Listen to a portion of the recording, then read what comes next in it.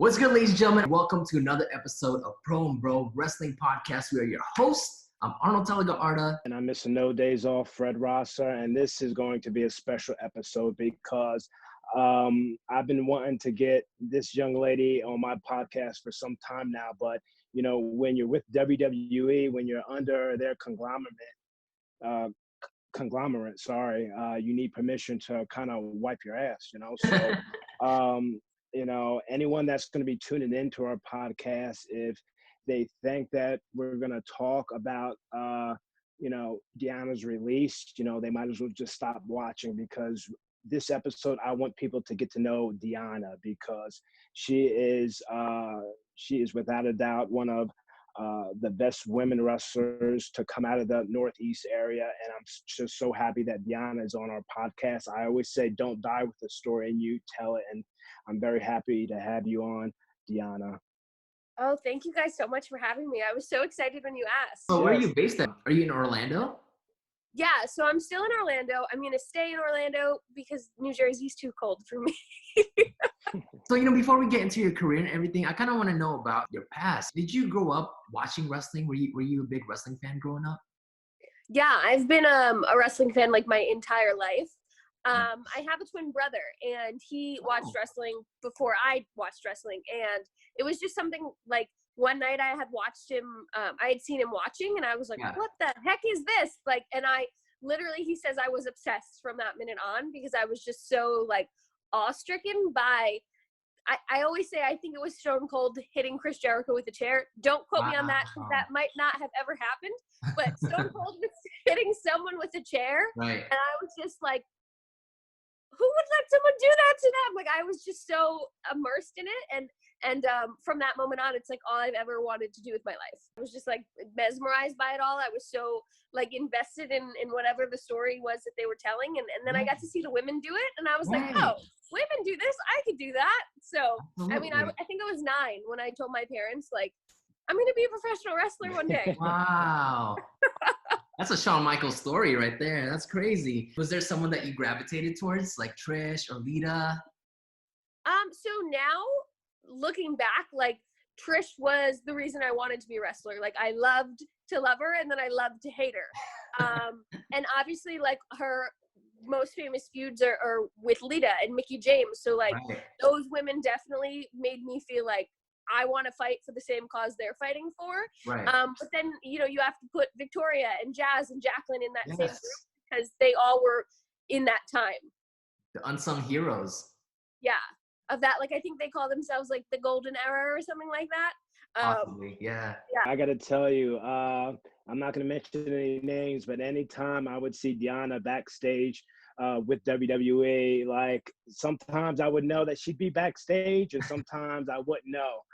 I would be like, what the hell are you doing here? You know, I didn't know you were going to be here. And then Deonna would say, oh, I thought Damian Adams, the guy that trained us, who's been on our podcast, Deonna would say, oh, I thought he told you. I said, no, he didn't tell me. And then there would be times, you know, like, I'm very overprotective over people that I know. There would be times where, you know, guys are guys, you know, they want to hit on the girls and stuff like that are new.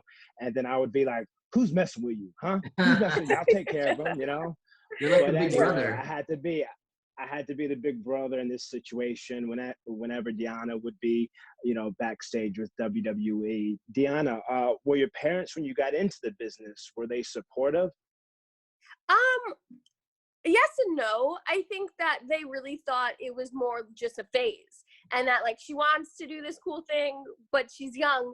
And when she turns 18, like, if you want to do it, but you probably won't want to. So I think they were more really pissed that I, like, found D2W and started training with Damian Adams.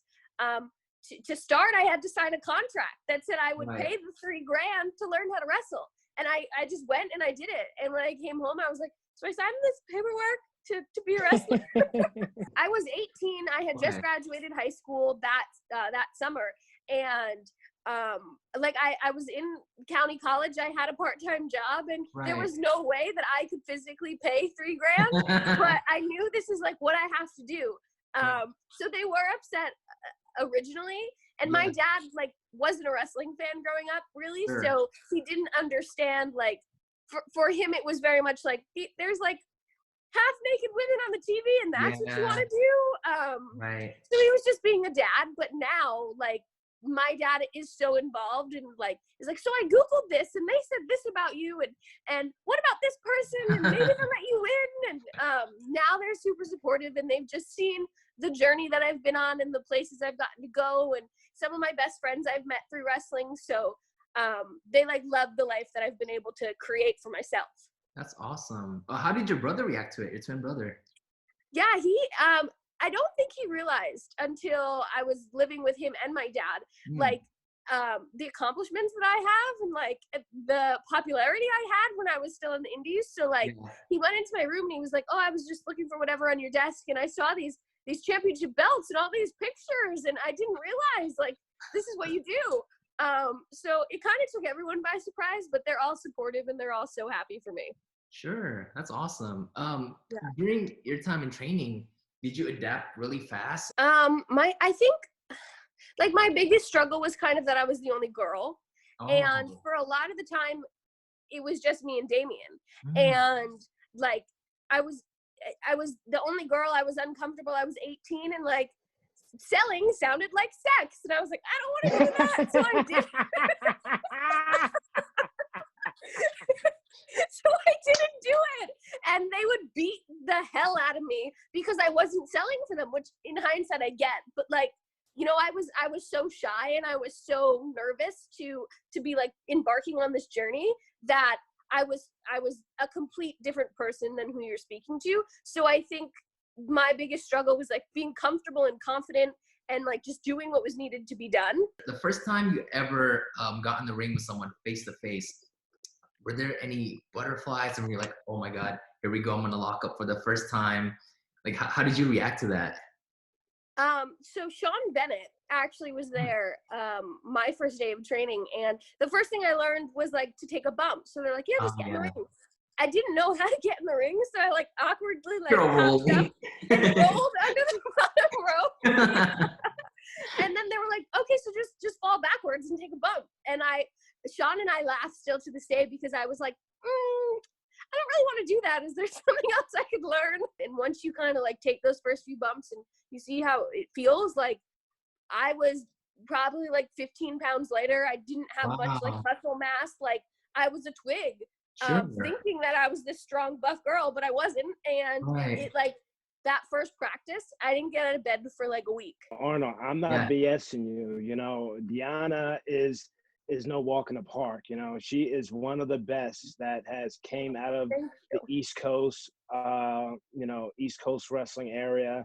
And Deonna's going to be 26 soon, you know, and your career is just getting started. You know what I mean? You're a baby. Like, I am. I mean, you are a baby, but you are seasoned, you know, you've gotten a lot of reps in from Damian Adams and all that stuff. Do you have like a dream match? You know, again, your career is not over. My career is not over, but do you have like a dream match that you see yourself in? My answer always is Natty. And over the last 6 months when I was doing a lot of stuff on Raw, like there were so many opportunities for that match to happen, and we were both excited, and then she got pulled to do certain stuff and wasn't going to be on main event, which is what I was doing. So it's just kind of like it was right there, and then I didn't get it. So I think my answer will stay the same until I wrestle her one day, but it's always going to be Natty. She has always reached out. She's always been so kind, like even when I was on the indies and just like keeping up with what I was doing to, you know, my career in NXT and then being around her, like she just takes the time to make everyone feel like they matter and they're special. And I don't think that there's a lot of people who do that in wrestling, and there's not a lot of like women who genuinely support other women. So, I mean, like that is just another level to her that I've always respected and appreciated, because we need more normal people. Absolutely. Normal. Deonna, you've done a lot of interviews recently, and that's good, you know, because it's good to get your story out. It's good for people to get to know you. Correct me if I'm wrong. Have you been interviewed by anyone that's been in the business? because that's a lot different, because we know what's up, you know, Right. we know what goes on backstage, and it's a political game, you know. We have to play our cards right, you know. I lasted so long because, you know, I knew how to play my cards right, you know. So uh, what can you say about, like, the struggle of grinding to WWE, and now what are you gonna do now? You know, there's so much opportunity out there. There's so much wrestling out there. Yeah, like I think a lot of the interviews that I have done, just because they haven't been like from wrestlers before and people who were affiliated with WWE, like just want to focus on the negatives. Oh, And yes. it's like I think the first few interviews I did in that first week, like I had so many negatives that I was just like, I went through the worst, and I want everyone to know my story. But in hindsight, like this is just another chapter of what I'm going to be able to do. And I struggled for so long, for so many years. And like Fred said, like I was backstage for weeks at a time, and I just kind of traveled as an extra with, you know, SmackDown with Raw for so long that I worked for WWE for way more than I actually worked for WWE. And I was constantly told, no, you're not ready. You're too young. You're a 5'2" brunette, and we have too many of those. Like I was told no for so long that to finally be told yes and to get that opportunity was something I couldn't pass up, because the struggle was so hard that it was finally paying off, and I needed to see that through. But I think for me, like I kind of maybe shot myself in the foot, because I thought like, okay, well, I've struggled for so long as enhancement talent.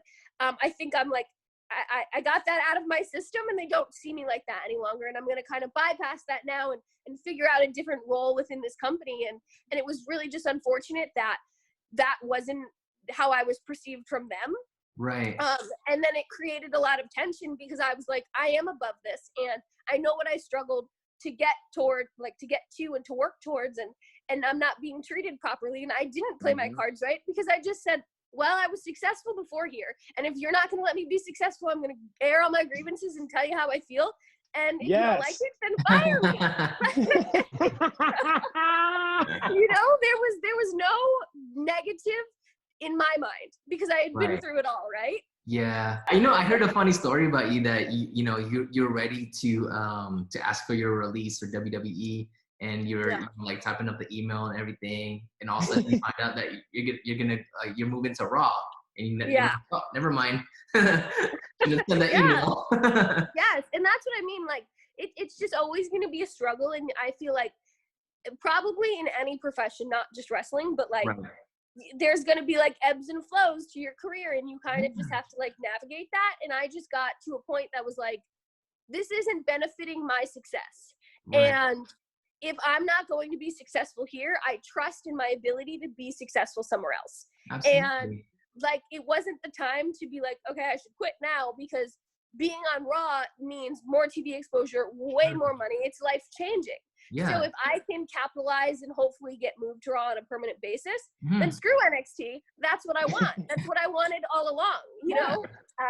But, you know, it didn't work out that way. But there were so many positives to my NXT experience and to working with WWE that I think it's lost in all of the negatives of it. But, like, I am so grateful that I've experienced this and like, get to say that I was employed to WWE, because there is so many people that want that and never get it. And I wanted it for so long, and I got it. But, you know, everyone's career ends up differently, and who knows, like, and who's to say I won't go back? Who's to say I will? Shoot, you're 26. Right. There's a big chance that you'll go back. Yeah. It's really cool, because like you said, WWE will forever be in your resume now.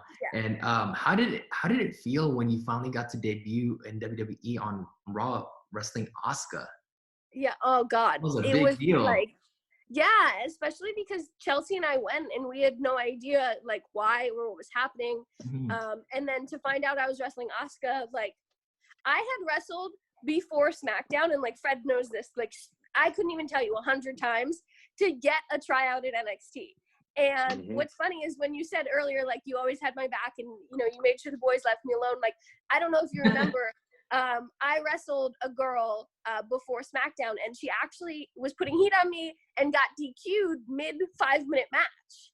And we got to go again because I watched Fred pull Scott Armstrong aside. And I don't know what you said to him, but we got a second turn because of you. And like, you know, that just is like, I got to experience so many opportunities like that, and going to Raw and, you know, being able to like actually show myself because people thought I was worthy of the opportunity. And that meant the most to me in wrestling Asuka, you know, because I hadn't had that feeling for the longest since I started in NXT of like, people believe in me and want to see me succeed. I'm already an emotional wreck today to begin with, but Deonna, you got me about to cry my eyes out. I don't even remember that story. You know, maybe for obvious reasons, but anyway, Arnold, continue. Mine's a little bit off topic, but I know you get asked this so many times, and I'm sorry to have to ask you one more time. Virtuosa, what does that mean to you? So the literal definition of virtuosa is an individual that has outstanding technical ability. Mm-hmm. And then the other definition is an individual with a cultivated artistic appreciation. So for me, when I picked virtuosa, it was just because it was an Italian word that was kind of synonymous with like a technician or the mechanic or something like that. But I just thought it was sophisticated, it was feminine, and it was better than, you know, being called the mechanic. So, and Ring of Honor wanted me to have like a moniker. So that's where it came from. And I've just been able to kind of incorporate more of the elements of art and history behind it. And, you know, hopefully, you know, whatever I do next, like we can rein in on some of those things, because I think that it goes with like the Italian culture and music and art and wine and all of these things that like my ancestors are known for. But then also too, like just like with the jackets I come out with, and my entrance music is an orchestra and things like that. You know, that's the other positive from NXT is like I was able to develop this into more of just like an in-ring style as like a presence. Deonna, speaking of those jackets, we want to have Makazi, who does gear, on eventually. Like, how much does like a jacket like that cost? So the last jacket I just did like an unboxing on my YouTube channel. That really it wasn't much. It was like $300 from this company down in Mexico called Champ City Gear, and I was blown away by the detail that went in this jacket, and that's how cheap it was, because I have another jacket with that big silver like headpiece thing that cost me like $500 or $600. So I think it kind of is like a really depends on who makes it, and you know, because the quality of both of them are equal, but one was way cheaper than the other. So I don't know, like I'm like, okay, this place cost me $300 for this jacket, make me 10. Yeah. I'm surprised because I thought it would go for over $1,000. But yeah, I'm very surprised about that. Yeah, not that I didn't expect it to be top notch, but I didn't expect what I got for that amount of money, because I would pay triple, you know? I would pay $1,000 for a jacket the way that this jacket came. It's just incredible. And I like can't wait to wear it and see how it looks like on TV. Yeah, for me as a fan, ring gear was so crucial to me. I don't know if that's like a personal thing or is that for if a lot of people feel that way, but I was always so interested to see what wrestlers would wear during WrestleMania and how they change up their gear. Ring entrance would be so like when Bret Hart would wear his jacket with the little little strings on his shoulders. I thought that was cool. And I always gravitate to wrestlers who pay attention to their gear like that, such as yourself, which is really cool. And I know you're pretty close with Chelsea, and obviously her fiance Matt Cardona. He always says, like, I think he says two of the things that you can only control is your physique and your ring gear, which is so true, and that's why he spends so much money on ring gear. So I always appreciate that. Yeah, no, I love, like, and I'm sure Fred can attest to, like, everyone getting new fancy stuff for WrestleMania and the pay-per-views and stuff. Like, that was my favorite. And I really was big on like, I'm gonna save this for something big. But then it came to the point of like, well, I'm not doing anything big, so I'm gonna look like a star all the time. Like, you know, the last set of gear that I had is my favorite, and I have some new stuff for whatever's coming up, and like, I'm so excited to show everyone that, and just like continue to evolve and have that WrestleMania kind of gear for something, because I'm so excited for like all of my ideas to come to life. Yeah. You know, it's funny, this past WrestleMania, I think the Street Profits got their gear late because during WrestleMania, they actually just wore their same gear that they would wear every night on Raw. And I was a little bit disappointed. I'm like, oh man, I thought they were gonna do something big.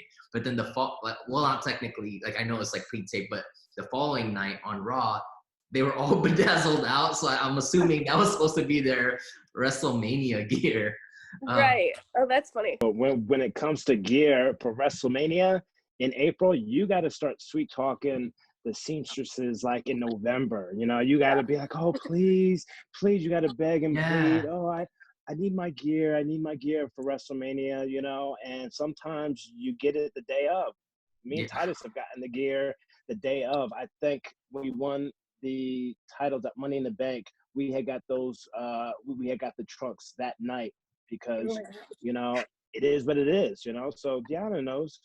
It's like, yes, it's so anxiety inducing because like I feel like seamstresses and like it goes for like seamstresses and like t-shirt designers and like whatever that whole genre of like creative people I spread themselves too thin or don't give you like appropriate timelines. I don't know what it is, but like every pair of gear I've ever gotten, I give like a week in advance of like, this is what I need it by. And I still don't get it for like 3 weeks. I've never had a good experience of like getting something on time. Out of all your jackets, which one's your favorite? Oh, I think just that new one that I'm talking about is my favorite.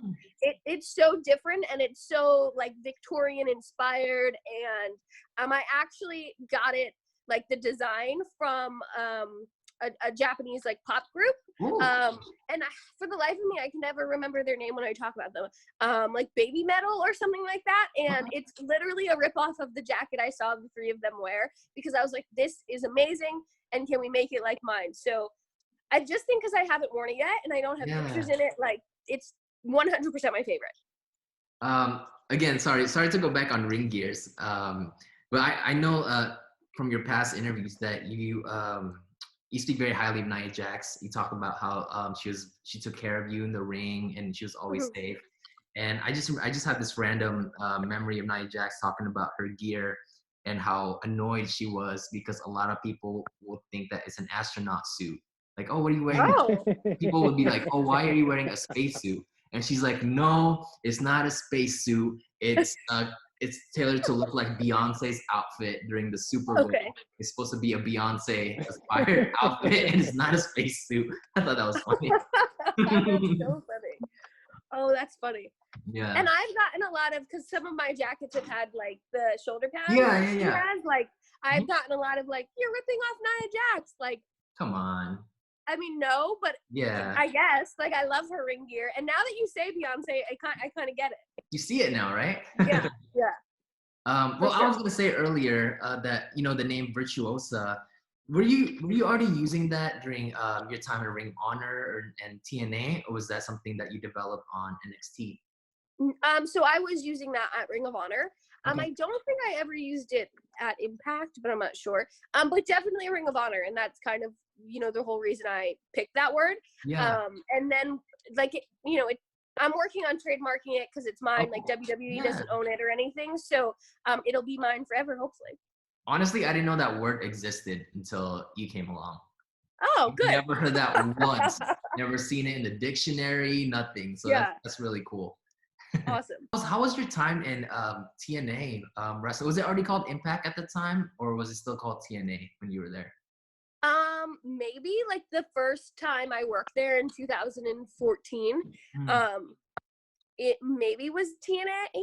I don't know. But any other time it's just been Impact, and like I think just because going back to like Virtuosa and kind of developing this like sense of character and personality, like I struggled working in Impact those first few times because they wanted characters. And I think that's something that they've always been really big on, is like characters and promos and vignettes and things like that. And I didn't have any of that to offer.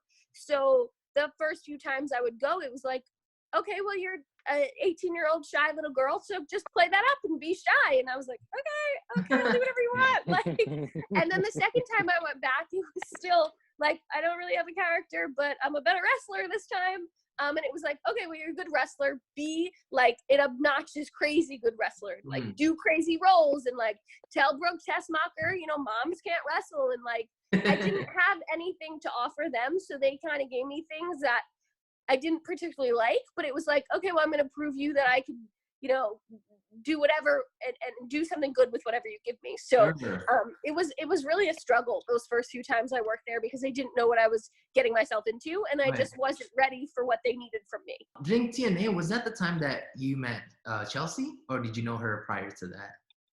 Chelsea and I met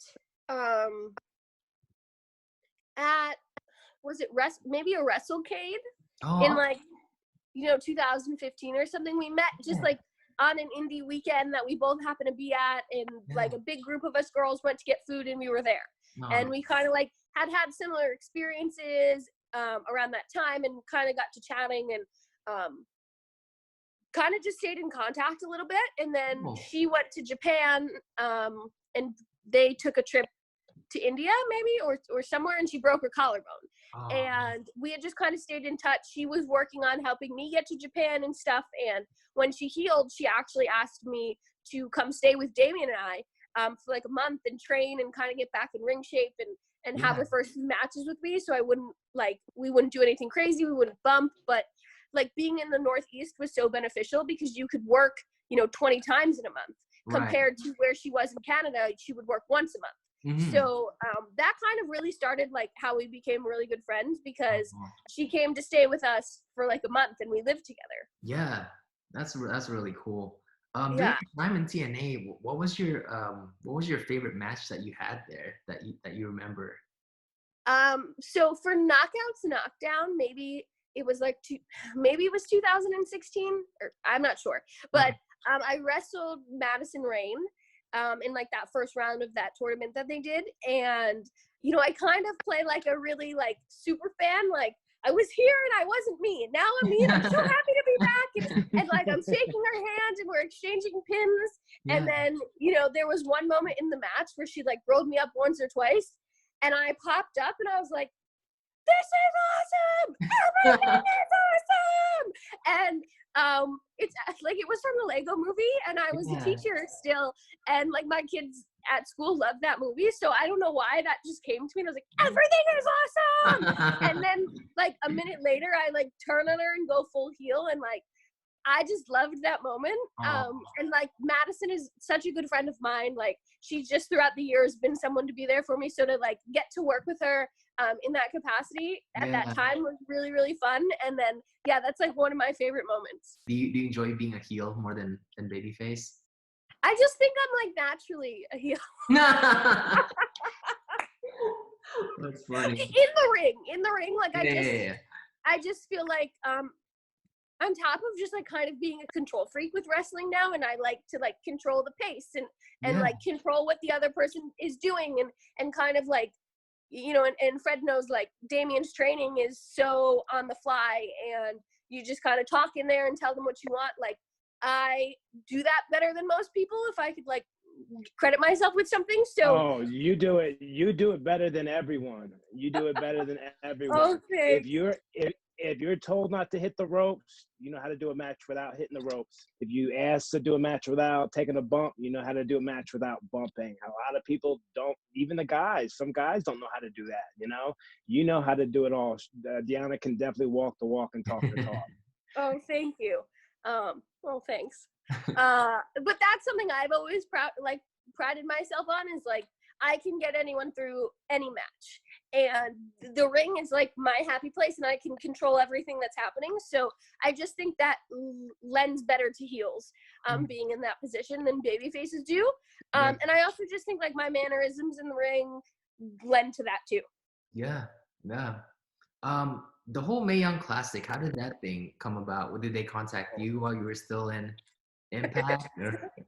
So I was never signed to Impact or anything. I just kind of Okay. went and did like sporadic appearances. Okay. But the Mae Young Classic one happened, and I was contacted to be a part of it.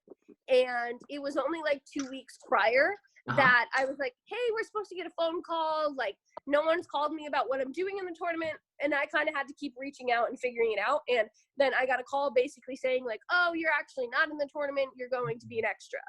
And I just kind of was like, yeah, what else is new? Like, this is my life. My life.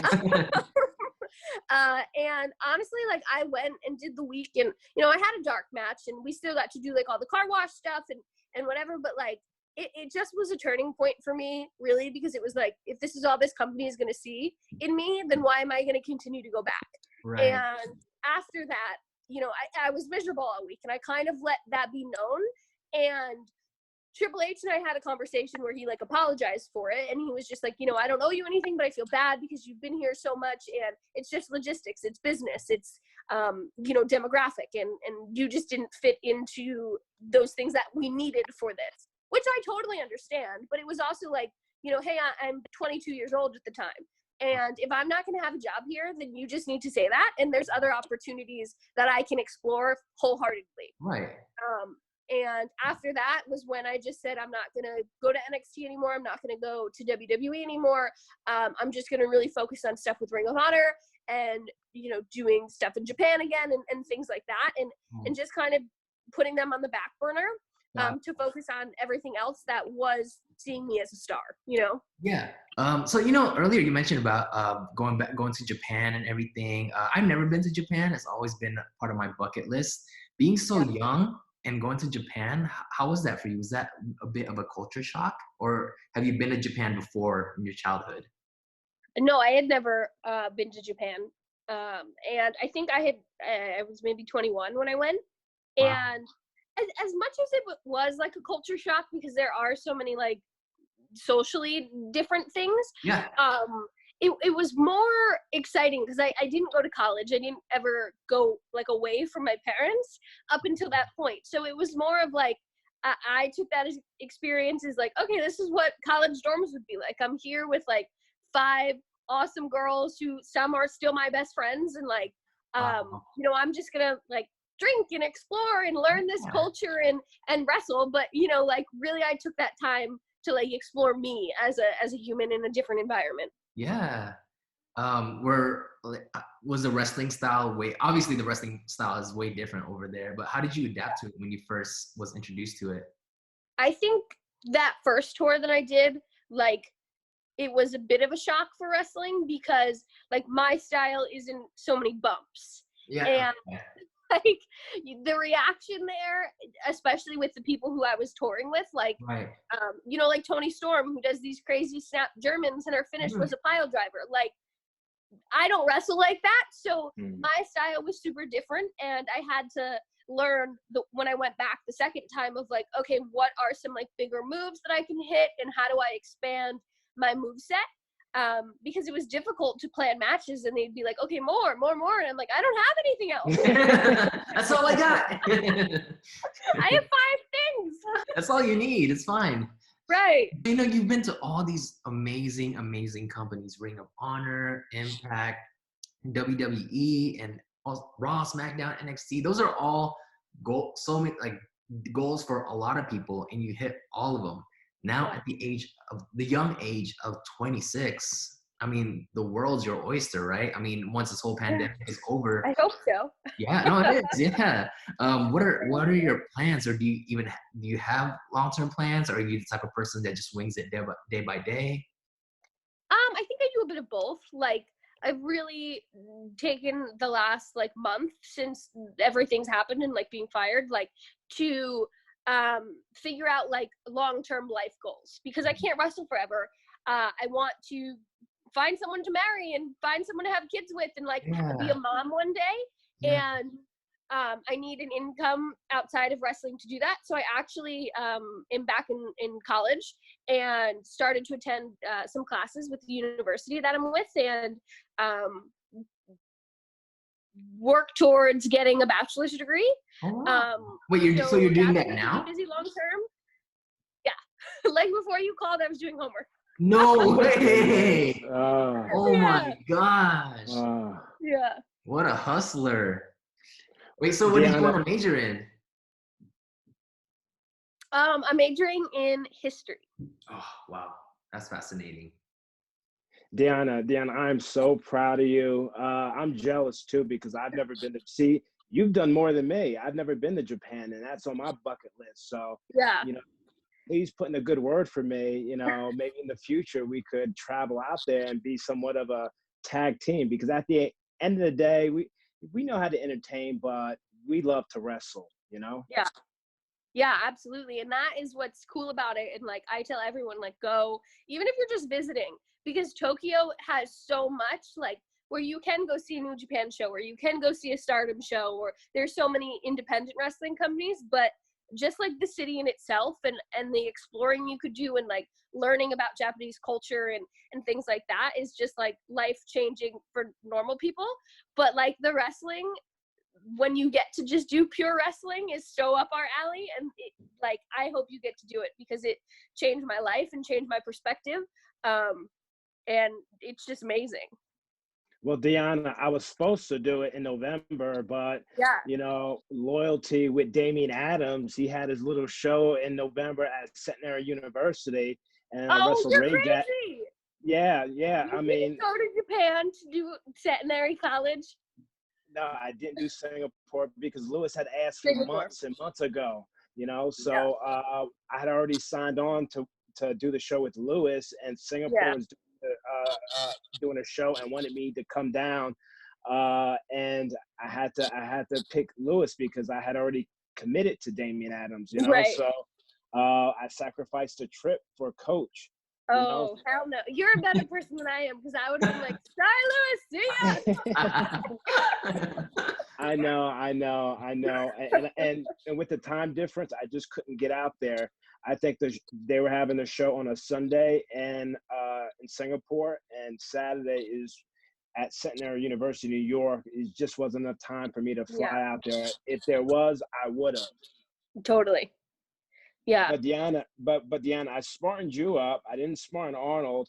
Something new on the podcast I wanted to try to do is I wanted to try to incorporate like a 21 rapid fire question. Now, I did this with my mom on Instagram Live, and it was a disaster because she wasn't quick enough. I said, Mom, this is 21 questions, rapid fire. I'm going to ask you. I like this.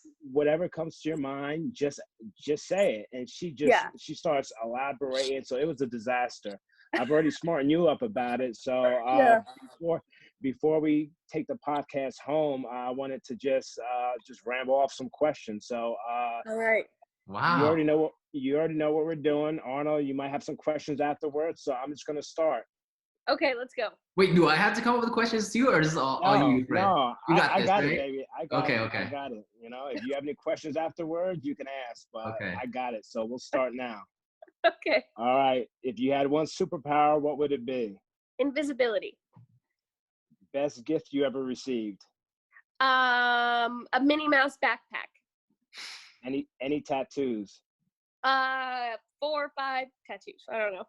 Too many. What's your favorite TV show? Sons of Anarchy. If you had a spirit animal, what would it be? A sloth. iPhone or Android? iPhone. Rich friend or loyal friend? Loyal. Name a book you read that positively shaped you. God. I have a book that's like repackaging your energy or something that I really liked. If your house is on fire, what 2 things would you run back to get? My puppy and my phone. Aww. If you could have any 3 people, dead or alive, for dinner, who would they be? My grandma, my grandpa, and maybe Eddie Guerrero. Oh, yes. Wow. What's on your iPod right now? Oh, I don't have an iPod. If you were it's 2020. Yeah, very funny, Arnold. If you were blank in your career, what would you be doing? if you weren't wrestling, what would you be doing? Oh, I would be a preschool teacher. If you could have, white chocolate or milk chocolate? Milk. What's your biggest pet peeve? The tag sticking out of people's shirts.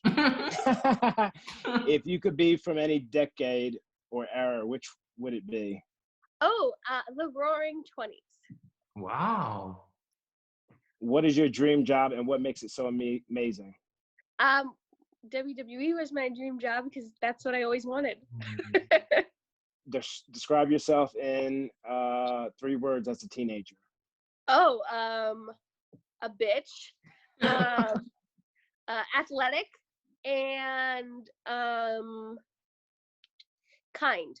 Aww. Those are Bitch contrasting and words, but I was both. Okay. And we can explain later. What's your favorite movie ever? The Departed. What job would you be absolutely horrible at? Being a math teacher. What really gets on your nerves? When people like talk over me. Oh. And last but not least, what's your favorite thing in your closet right now? I have these pink pair of like really strappy high heels that I've only gotten to wear like once or twice, but I love them and I will never get rid of them. Cool. Yeah, I just wanted to try something different for our audience to get to know our guests and just to have a little fun. That was yeah, fun. no, I liked it. I liked it because it was different questions than I've been asked in all of these interviews I've done. Yeah, because I don't want to talk. We don't need to talk about the release. We want to get. I said that from the beginning. We want to get to know you. You know what I mean? Yeah. So, yeah, I appreciate you for playing along. Absolutely, that was fun. Little tricks up your sleeve there, Fred. I like it. Also, with other like all these companies like NWA, AEW, and all that, is there a certain company that kind of feel like I can see myself there? Yeah, I mean, I think I've really talked a lot about like AEW and Impact's women's division, with like AEW being new and the company I haven't worked for yet. And a lot of my friends work there and just kind of like, I think it could be a really cool opportunity. But on that flip, like Impact is somewhere I've been. They've seen kind of the growth of me, and cool. they have such a kick-ass women's division right now. Like they just signed Tasha Steelz and Kylie Rae's there, and Jordan Grace is their champion. Like girls that I respect and have been in the ring with and love to work with. Right. So I think that like if that opportunity presented itself, that would be where I'd love to kind of grow next. Yeah, that's awesome. All amazing places. Yeah. And Deonna, when you coach, because you do coach, like when you go back to Team Adams, you do give back. What's the advice you give to a lot of the talent there? I think my biggest advice is to like perception's reality. And it's awkward for wrestlers who kind of haven't established themselves yet and don't have a name for themselves and like a following, because why are you hashtagging like a catchphrase or a slogan or whatever and no one knows what it means or things like that. But you have to perceive yourself to be a bigger star than you are, and then one day you will be that star. And that's like advice you've given, that's advice Bennett's given, that's advice that Robbie E has given to me as that wrestler, being like, I don't want to use Twitter because I don't have any fans. Like being able to do all those things and market myself appropriately has really helped me garner a fan base, and then be able to sell tons of merch and pictures and do all the things I've been able to do. So I think everyone just needs to like perceive themselves as more than they are, and that allows people to see you that way. And Deonna, we've had some amazing guests, especially women, on our podcast. How important is like women empowerment, representation? For me, LGBTQ representation is very important. Women representation is so important. That's why I love having the women on Pro and Pro Wrestling. How important is that to you? It's so important, especially because growing up and seeing women not always put in the spotlight really made me want to fight for that. And on like a smaller level, I got to kind of experience that evolution and revolution, whatever you want to call it, in doing stuff with Ring of Honor and really creating a women's division there and pushing for women to get, you know, paid more and more TV time and a championship. And I've really, at Ring of Honor, put like my heart and soul into that division, because I think women deserve an opportunity and we fought for so long for it. So women empowerment is honestly like one of my driving forces, especially in wrestling, but just outside of wrestling and like women supporting women and not being catty and what people imagine women professional wrestlers to be like. There's enough pie for everyone, and if we all understand that and take advantage of it and support each other and want to make each other look good and take things well from each other, whether it be like moves or just like positive critique, we can all learn from each other and be better people from each other. And I have like a really good core group of girls that I got to experience that with on the indies, and Chelsea's one of them, Britt Baker is one of them, Karen and Tasha are them. Like I've just surrounded myself with really positive women empowerment, supporting each other kind of people to further that notion, you know? Deonna, it's so funny you talk about the cattiness. You know, I would be one of those guys backstage because I was gay. I felt like the women.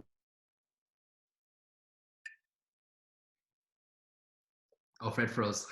Here, once I'm here, I would not say a word, you know? Yeah.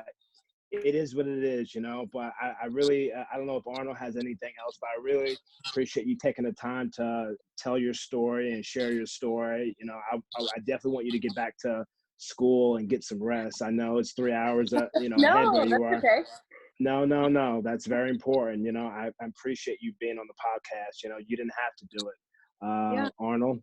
Yeah, it's definitely been a pleasure. I just love your positive energy. Like it definitely translates through the screen, and it's such a pleasure meeting you.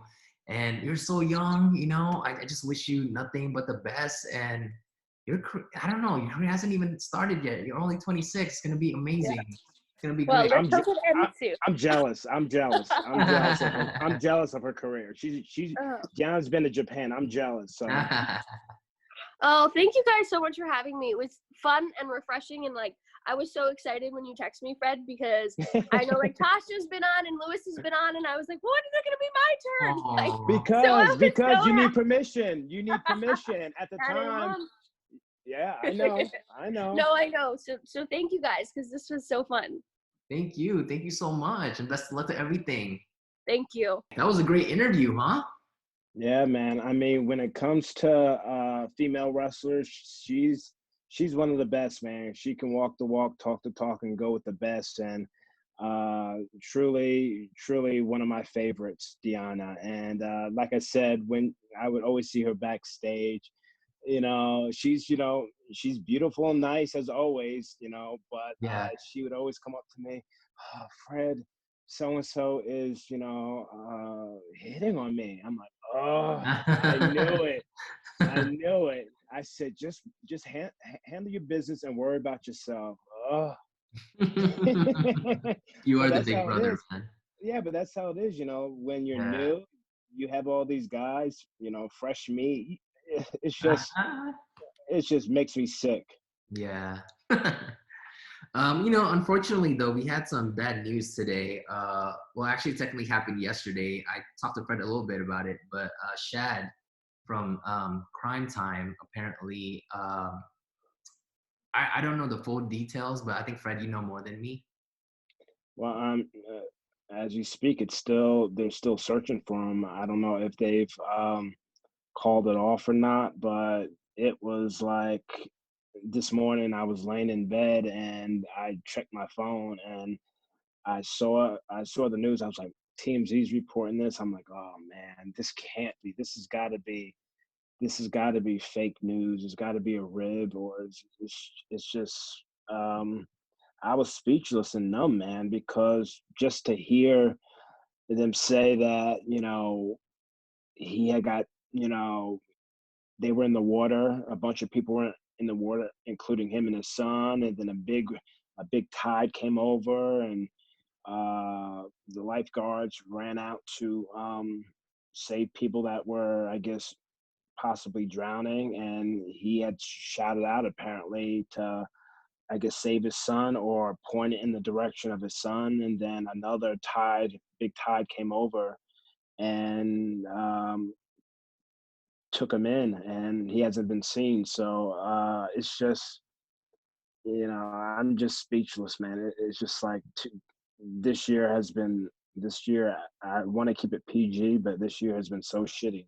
Yeah, definitely. My thoughts and prayers definitely go to his family and loved ones, and just hope for the best. Shad's always been a cool guy to me. I remember when I was an extra years ago, before I even got signed with WWE. Probably like 2006, 2007, 2008 maybe. I'd always be backstage with WWE, and and this is the time I actually had like a big afro Sure. too. And they would always call me, especially him, he would always call me Ron Simmons' son. And there was a time when extras couldn't get dressed in the male talent locker room. And one time he dragged me into the male talent locker room, and like, I'm standing there amongst the stars, Yeah. and Shad would say, hey, Arn, I mean, not Arn, hey, Ron, I found your son. And then everyone would just start laughing. And me, I'm just shy. I'm just like, but all the wrestlers always got a kick out of it. And like me being an extra, they would always call me Ron Simmons' son. So I would take that. I should have had him as my life coach instead of Bob Backlund. But I love them all. And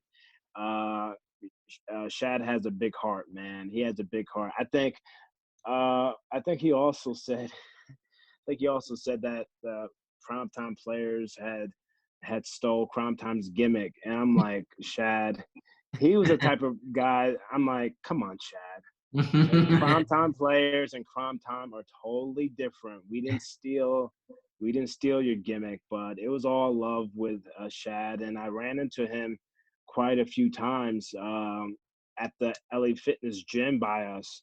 And he was always clowning around, and he always knew, and he would always call me out on it, that I was always shy. I was shy then, and I'm still shy.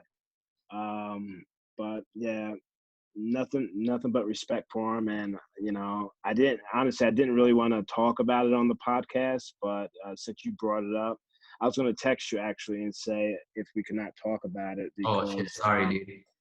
no, I mean, it's real, man. It's real. It is what it is. But nothing but positive vibes to the family. Yes. And yeah, I mean, I'm just still speechless, man.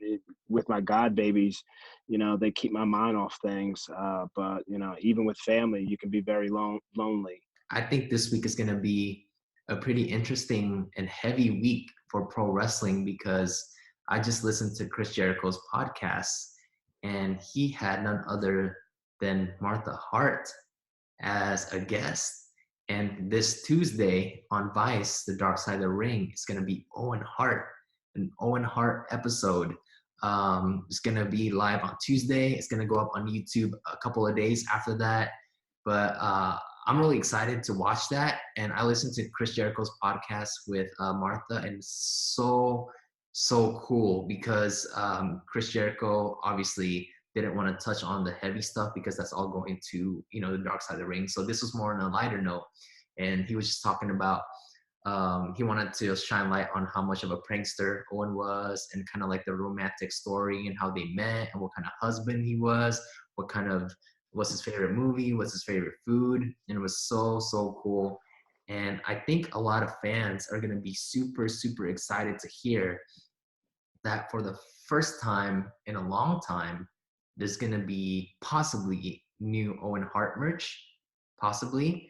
I know there's been a lot of people that, has been requesting it, because he has legions and legions of fans.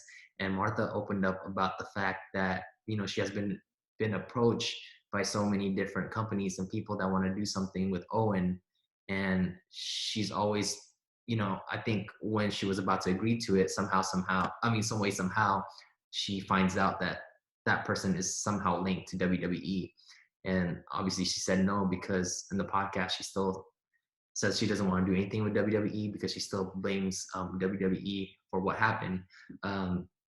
But I think it's going to be really cool if there's going to be if there's going to be new Owen Hart merch, like this documentary is coming out, and for Owen Hart's fans, that's going to be really, really, really exciting, and I can't wait for it. And Yeah, I always when people ask me who are two wrestlers or who's any wrestler that you wish you could have met but never met, it's always Owen Hart and Yokozuna, two guys that I've never yeah, met that I've always wanted to meet. And when it comes to pranks, pulling pranks, Owen was one of them. but yeah, For me, it was Sin Cara. Sin Cara was the type of guy that loved to play pranks backstage, and I would be this close from knocking him out. But I would always tell him, I say, "You're lucky you're Sin Cara, and I love you because I was gonna knock you out, man." But yeah, and for years now, people like Mark Henry had echoed and begged Martha to let Owen be inducted into the Hall of Fame, and I believe she said no. Don't take my word on it. yeah, But yeah, Mark Henry was very close to Owen Hart, and they want him in the Hall of Fame, and he deserves to be in the Hall of Fame. yeah. But who knows if that'll ever happen? I hope it does, man. I hope it does. Owen, one of my favorite matches. One of my favorite matches with Owen, of course, is WrestleMania 10. Him and his brother, Mhm, opening match. mhm. So yeah, man, he definitely needs to be in the Hall of Fame without a doubt. Yeah. It's gonna be really, really great. And who knows? And even if he's not in the WWE Hall of Fame, it's okay because he's a Hall of Famer to all of us, not necessarily WWE, but just in the Wrestling Hall of Fame. It doesn't have to be official to be like in Hmm. here. Um, Hmm. on another fun note, the Intercontinental Championship is up for stakes, huh? Yeah, I don't know how Sami Zayn is not happy about it. Yeah, I don't know if that's a shoot or if it's a storyline, but like I said, if there's one title that Sheamus hasn't had, it's the Intercontinental Championship, and what better way than to win it in the tournament? So I don't know. You know, I'm not backstage. I'm not in the trenches, so I don't know yeah. what's going on with that. But if anyone should capture that championship, and I'm rooting for, it's our buddy Sheamus. There was a rumor that before Roman Reigns decided not to be in WrestleMania, it was supposed to be obviously Goldberg versus Roman, but it was supposed to be Braun Strowman versus Sheamus for the IC Championship. I heard that was the original plan, Wow, but obviously that got switched up and wow. it got to Sammy, and all that. But imagine, man, he like Sheamus could have been the Grand Slam champion on Well, WrestleMania. yeah. Well, regardless, I hope it happens. I hope it happens. And Roman Reigns recently, I think, did an interview saying that him not doing WrestleMania wasn't necessarily because of, he could be affected with the leukemia, with his, the COVID-19. He could be affected because his immune system is fine, he said, but it was more so that he had two twins that were born, Yeah, So at the end of the day, he's a father, and he's got to be there with his babies, see them grow, be able to help out around the house. And, he said he came back quickly when he was first diagnosed and got the treatment, and he came back to the ring quickly when it was time to perform. But it's come to a point where, family first, yeah, and I can't agree with him better. There are people that want to have families. Deonna said herself she wants to have family. yeah, We can't wrestle forever. So I really hats off to Roman Reigns for being vocal in this yeah. one particular interview. I can't really recall, but yeah, he was very vocal about family comes first. Absolutely, absolutely, as it should be, man.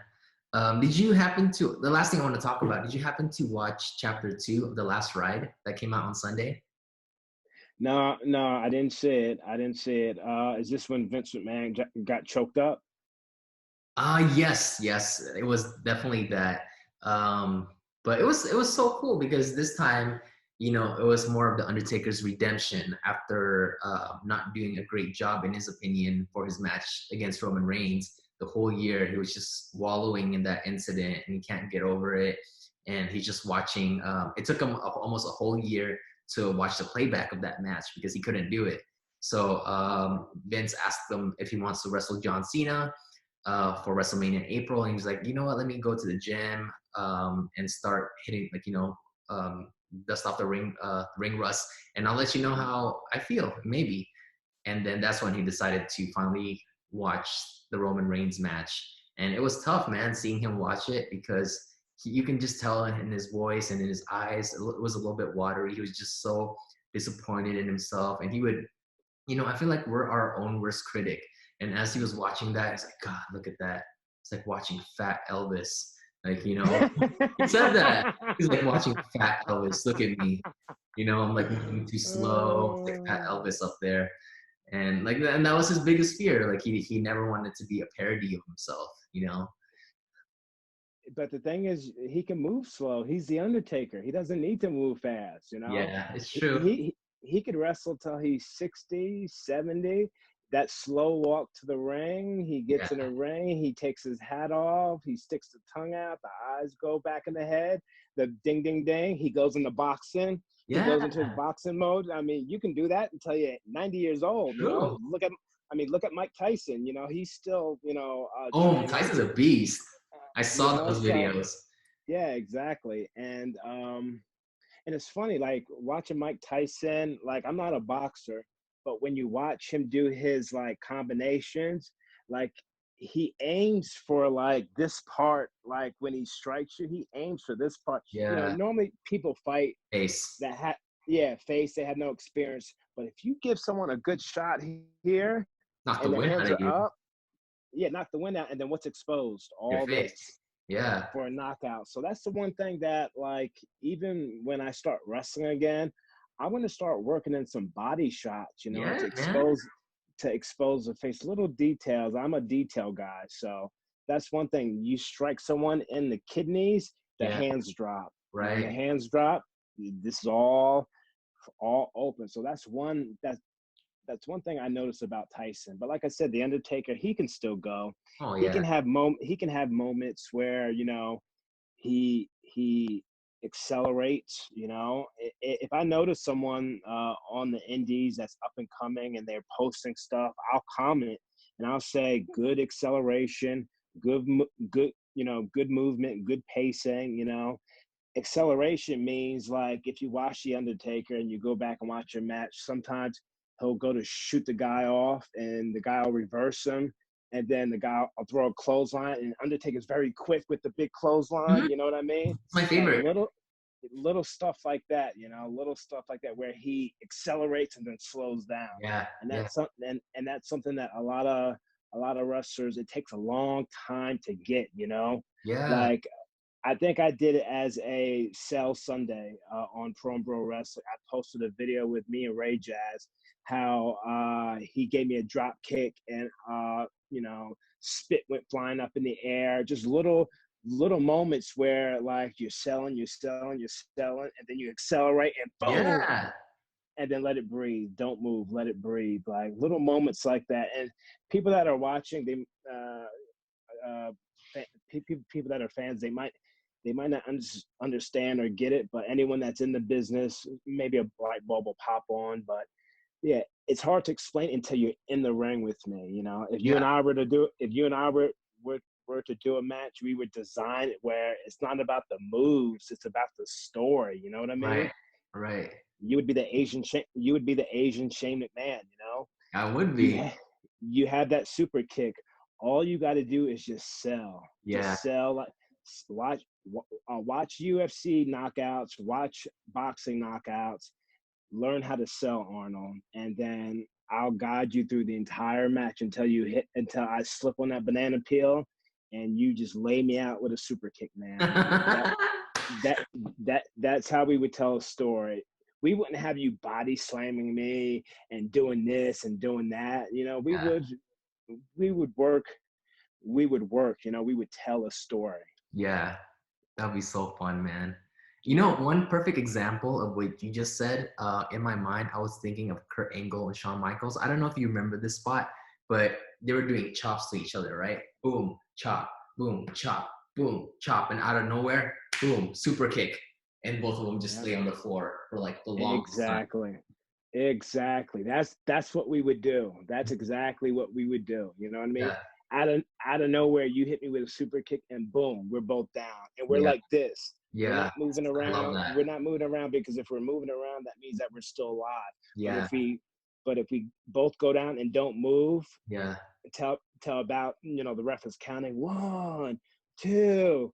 I'll say to you, Arnold, don't move until the ref counts to 7. Mm-hmm. 6, 7, then we start getting back up. Like, there's got to be moments where you just breathe and just sell. When Yeah. you sell, you have to think about the commentators. The commentators are talking, look at this. This is an incredible match. This match has been in the making for a year now. They're almost on 52 episodes now. These guys are laying it out on the table. Look at them like, you have to do commentary in your Yeah, head. yeah. It's Your head. it's very weird, man. Again, I'm a detail guy, so I love it. yeah. I bet it helps them a lot now that they're doing empty arenas. Because at first I'm like, man, I bet that's weird.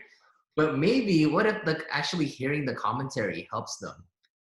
As they're lying down, and Michael goes like, "What a move!" And you kind of have to, go along with that. I guess. But the one thing that, throughout all this craziness is that when it comes to flying, they're gonna put a cap on how many seats are filled. So it's almost like you don't need you don't need first class, because you'll have like a whole row to yourself. So they're gonna start putting a cap on how many people can get on the plane. So that'll be interesting how these airlines work it. So Yeah.